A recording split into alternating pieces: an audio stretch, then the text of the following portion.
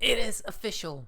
Breaking! Senate officially passes Genius Act crypto stablecoin bill. Now this is massive, or actually very bullish for cryptocurrencies in general, guys. There will be a lot of volatility incoming, not to mention this is all happening when there's a crisis taking place right now, as well as tomorrow's a Fed decision, right? So people are distracted by external news and they don't really see what's happening. I mean, so far like about 1 million people have noticed this bill, guys, getting passed, right? So yays were 68 to nays 30. Crazy, huh? Majority love it, I guess. Now, Brad Garlinghouse says, for years, crypto companies have been calling on Congress to pass crypto legislation and set rules of the road. This is the first major financial bill since Dodd-Frank, the first crypto bill to pass in the Senate, which now moves to the House, and then the president signs the bill. A truly historic moment, guys. Right? That's crazy. It's like we've seen a shift happening to the government, right, of America. If we would have seen these laws, rules, and regulations set in place, a lot of people would have been saved, guys. A lot of people throughout the whole like 10 years or something, right, would have been saved from a lot of scams and a lot of fraud, right? But it's better than nothing because finally they're stepping up and bring upon regulations. Now, the Genius Act regulates United States dollar-backed stablecoins, which is very important because we know Tether, your time has come. It's time to say goodbye. To modernize payments and protect consumers, okay, stablecoins. It allows only bank subsidiaries or qualified issuers to issue stablecoins capped at $10 billion for state-regulated entities. Issuers must hold full reserves in United States dollars, cough cough Tether, or liquid assets. Okay, they must also disclose reserves monthly. They must be transparent, folks, the stablecoins issuers, and comply with anti-money laundering rules. It prioritizes stablecoin holders in bankruptcy and bans misleading marketing. Supporters say it ensures clarity, safety, and United States dollar dominance. Critics argue it's too lenient, risking fraud and political influence, and may not fully prevent depegging or insolvency. Well, that last part right there, it just needs to be backed 1-to-1. That's it, right? And it's good to go. Tether is a big no-no here. Treasury may block non-compliant foreign stablecoins, and you know, there was like a fight. I think it was. I don't know if I could find this exact quote, but the head of Tether, right, Paolo, literally said, "We don't care about America, right? We're not gonna follow what they're telling us to do, guys, with our Tether, right, with our USDT." I guess about being transparent. If I'm not mistaken, I know he said something along those lines. I'm paraphrasing, right? And we know Tether is a foreign stablecoin, guys, and I know they're not going to be compliant, right? So big issue over there. Now, the IMF confirmed that only 6% of Tether's reserves are backed by cash. See for yourself. By the way, this before we talk about the Fed tomorrow, this before Bitcoin, okay? We're going to talk about all that stuff in a bit, but first, this is major stuff because this changes the whole landscape of cryptos in general. Now, Tether and its reserves. Remember, it needs to be transparent. Now, whichever stablecoins in America, right? As soon as it passes 100%. So it's a step closer. So, recent disclosures show that Tether, the world's largest stablecoin by market cap, which has reached a market cap of over $60 billion, may have exposed users to significant risks. Dun dun dun, it's over. Tether's time is literally limited, folks. I'm telling you, we're nearing, it's like we're here probably. So we go up, bam, that's a roller coaster. We're probably like, I'll say like right here, right? Inch a bit higher, then that appears. Right, the collapse, shall we say, because it's heading towards there, it seems like. Raising consumer and user protection concerns for Tether. Lack of information about the profile and location of Tether's users makes it difficult to conduct a meaningful analysis of systemic implications. There it is. The issuing entity of Tether is in the British Virgin Islands and is largely unregulated. Exactly. And you know America, right? The reason why regulations aren't here in the first place, because it could have been brought forth like 5-10 years ago. They just chose not to. It seems to me like they needed an excuse. We said this years ago, and for the excuse to come into place is how Terra Luna collapsing or another stablecoin bites the dust and everyone screams for help, and that was Terra Luna's job. It was the black sheep. And now they have come to the rescue, quote unquote, when people have already lost so much money, right? Including me, not with a stablecoin, but certain exchanges and all that stuff. Remember, when the collapse happens, right? When the collapse happens, when everyone shouts, we need regulations because this whole crypto market is so scummy, only then they'll bring it upon, because they're like, oh, okay, you guys asked for it.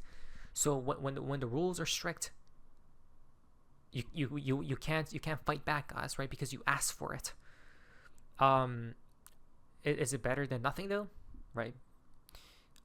It's like that analogy I think about the future, right? About the future being safe, but there isn't much freedom, right? If we're living in some type of futuristic world, those are the trade-offs. I'm guessing. I don't know though.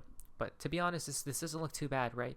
While Tether is pegged to the dollar, United States authorities may have limited influence over the issuer. The recent disclosures at the end of March 2022 still lack important information, but make it clear that Tether's asset risk exposures are still high. Only 6% of Tether is backed by cash. Only 6%? Are you serious right now? Indicating liquidity mismatches as Tether allows direct and immediate redemption at face value. What's going to happen if Tether collapses? You can't redeem your Tethers or USDTs, right? 1-to-1. Over here, they say 100% backed. Every Tether is always 100 backed 1-to-1 by traditional currency held in our reserves. So 1 USDT is always equivalent to 1 USD. No, it's not. That's false. Literally documented. It's false, right? So why are they lying? Literally, why are they lying? And how are they not caught by, I guess the governments don't care, right? Or they can't do anything about it. Because I guess it hasn't collapsed. If Tether were to collapse tonight, obviously it's not. It's going to collapse during the collapse. Then they probably can have an excuse to go after it.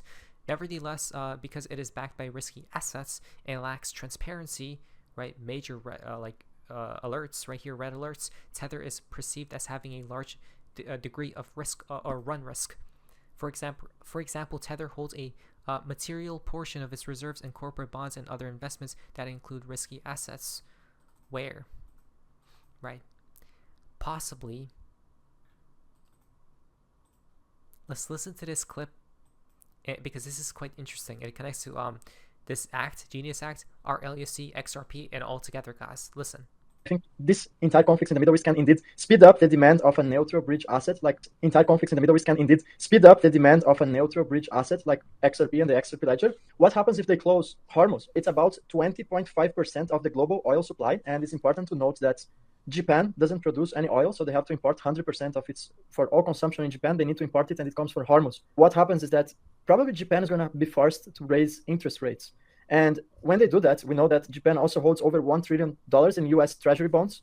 And the first thing that would happen is a reverse on the carry-on trade. And I think Japan would be forced to dump US Treasuries, and that can have a domino effect where nations start to dump US Treasuries. Now we can connect the dots. Which stablecoin is mostly backed by US Treasuries?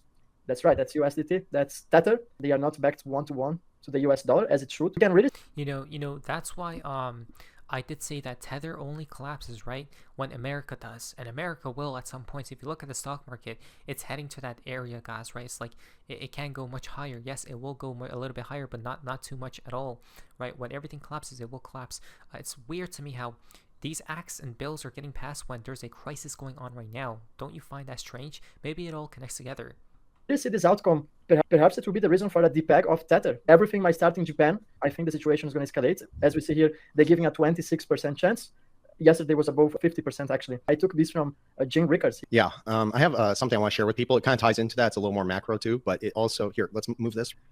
I'm sure many people are familiar with this. This is the national debt, and I don't want to sugarcoat anything here, but I think everything that he just laid out, including myself, the war, the escalation, the unrest, the AI convergence, it's not about control necessarily. It's also about the justification for more spending, justification for a weaker dollar, justification for rate cuts, and the justification for the illusion of growth. At the same time, we have talked about this before. They don't really have a choice. The system is cornered. And I think when you're cornered, you begin to inflate. This is what they're going to do. So essentially what they're doing is setting the stage to inflate the debt away. That's typically what they do. The real agenda, and I think that's about making asset prices go even higher. They're going to print until the charts begin to snap. The Fed already knows it. Markets are already pricing it in. Typically when there's war, there's a lot of spending too. We may see another correction triggered by some black swan event. Who knows? It might be geopolitical. This could be it too. And Tether would certainly be a black swan in this event, right? Which would trigger a massive correction in the markets, also accelerate the need for utility infrastructure. And that does include XRP. We'll talk about that later, but it's not speculation what I just laid out and what you did too. I think overall where we're at right now in the cycle is we're going to see a lot of money printing. Look at all the other videos out there. People are saying the same thing. It's true. It's already started. And again, it's going to create the illusion of the economy that it's recovering, just like it did in 2020. Only this time, I don't think it's really recovering from a virus. What we're actually recovering from is the collapse of trust in the entire system. And for those who are obviously positioned correctly, those who understand timing, the technology, the value of how all of this is converging, you're going to see the next bull run that is going to come could certainly be life-changing, because when they print, multiple things happen at once. Number one, and this ties into Tether as well, they're going to collapse the old debt-based system, but by inflating it into oblivion. At the same time, we see the evolution of that new system by absorbing the collapse into a new monetary layer. That's that infrastructure. And just to add to your point, war is going to accelerate the need for a neutral bridge reserve asset. So there's a time and place for XRP to do its thing. But talking about XRP, let's pause right there. We'll come back to that in a second. The Genius Act passed document reveals what it means for RLUSD and XRP. Right? This is documented. Impact on RLUSD and XRP. Do you guys not see? While the Genius Act is designed to regulate stablecoins, its implications extend to XRP, particularly due to Ripple's USD-backed stablecoin, RLUSD, which operates on the XRP ledger. Wow. Regulatory compliance could enhance our RLUSD's credibility, potentially driving increased institutional adoption. Exactly. So this is major for the XRP ecosystem, guys. Right? It seems like this is what they were waiting for, to be honest. And it's weird because they timed RLUSD to go live, then all these things are coming out now, right? Amazing timing, shall I say so myself. Our increased RLUSD transactions and XRP utility. Since RLUSD transactions occur on the XRP ledger, their adoption could lead to heightened demand for XRP.